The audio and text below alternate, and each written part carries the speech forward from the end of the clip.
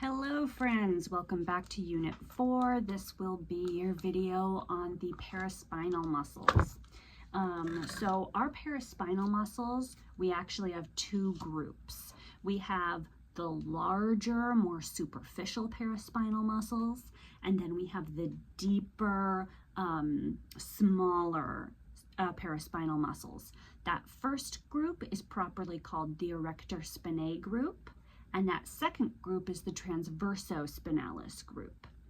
So let's start with the erector spinae muscle group. And this is on page 197 according to my notes for you.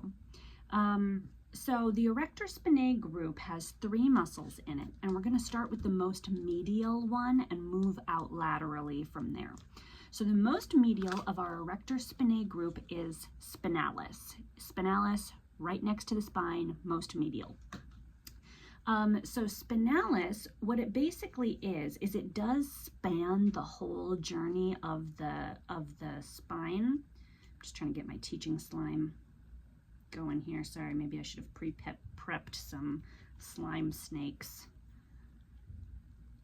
It's the name of my next B-rated horror film. All right, slime snakes. Slime spine snakes? Oh yeah, that sounds terrible. All right, anyway.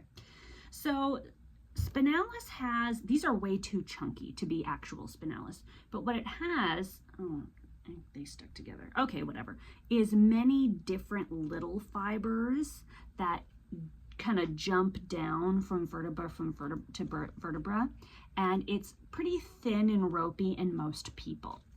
The action of spinalis, if you're just using one side of the spine, is lateral flexion, right? Because it's going along the spine. If it starts to shorten, it's going to pull you over that way. So it's going to laterally flex the spine and the vertebral column to the same side. If you are, however, if you are flexing them bilaterally, so you're flexing both sides of the spine, then it is going to extend the vertebral column. So unilaterally is lateral flexion and bilaterally is extension. And that's because if I have my vertebral column here, oh, I'm falling apart. Here we go. My vertebral column here, spinalis is going to be going down the lamina groove, and it's kind of more towards the back because it's in that lamina groove. So if it's going to shorten on both sides, it's going to pull us back into extension. All right. Now the origin of spinalis is the spinous process of the upper lumbar and lower thoracic vertebra, the ligamentum nuchae, and the spinous process of C7. So let's think in our brains, right? This is a muscle that is starting up. We're saying the origin is, oh, did I read that wrong? I should have.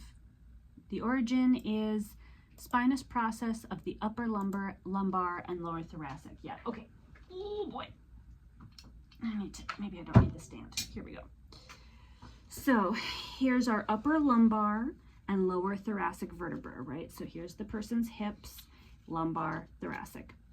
So spinalis is starting on the spinous process down here, and then it is and it's also the ligamentum nuchae and spinous process of C7. So it's saying it's originating in here and in here. And the insertion is the spinous process of upper thoracic and the spinous process of the cervicals except C1. And so what's happening is we're getting like two divisions. We're getting the cervical spinalis, and then we're getting the main part of the spinalis there. So, and you can see all of that in your trail guide as well. You probably went over. In fact, I probably don't need to like verbally talk through all of the origins and insertions. So that's spinalis, right? It's the most medial. It's starting on our spinous processes, and it is laterally flexing when we use it unilaterally and extending when we use it bilaterally. The next we have is longissimus. So longissimus is a big, old, honkin', long muscle fiber that's coming down. I don't even know if you can see that. Coming down the main part of our back. And when you are palpating someone's upper back and you're giving them a massage, there's often that chunky rope just right next to the spine. That's probably longissimus. One thing about our books is that the anatomical pictures are typically illustrations, and they're trying to be really clear, right? So our trail guide to the body, when it draws longissimus, it has it out pretty wide, and that's not my experience. My experience is that these paraspinals are generally tighter in medially to the spine. So longissimus is also going to laterally flex and extend the vertebral column, but the thing about it is it's the second erector spinae muscle out from the medial to lateral, and it's kind of the chunky ropey one. The third muscle in our erector spinae group is iliocostalis. Iliocostalis is a lot more flat, and this one is more broad and wide. It has the same actions, but you can think of it as beginning at that common chonky tendon down in the low back where we think of that thick connective tissue. If you look on any muscle picture, I should have grabbed a muscle picture, there's always that white part at the low back. That's called the thoracolumbar aponeurosis, or possibly the lumbosacral aponeurosis, depending on which bandwagon they are camped on, which camp they're in. Yeah, you get it. So so it's coming down from there in this common chonky tendon, and it's coming up and spreading out like the branches of a tree, from that center out to the ribs. It's going diagonally. Sometimes you can't feel iliocostalis at all because it's more thin and flat, but if you do, it'll feel like gritty little diagonal fibers coming up onto the ribs, and it doesn't say that it helps with rotation, but because of the diagonal fiber direction, it is involved in rotation a little bit, and then the clients can get like pain there. So that's our three erector spinae muscles.